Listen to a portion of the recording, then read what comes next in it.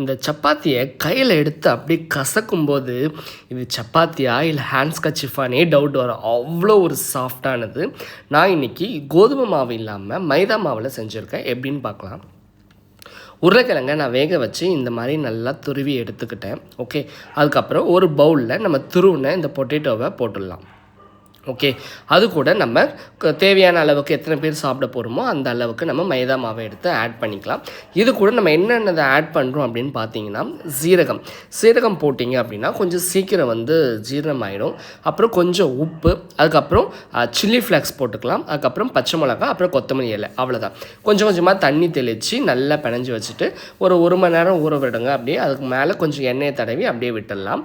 Okay, நல்லா soft ஆகிடும். இந்த மாதிரி நல்லா உருட்டி சப்பாத்தி எப்படி சுடுவோமோ அதே மாதிரி தான் இது கோதுமை மாவுலையும் சுடலாம்.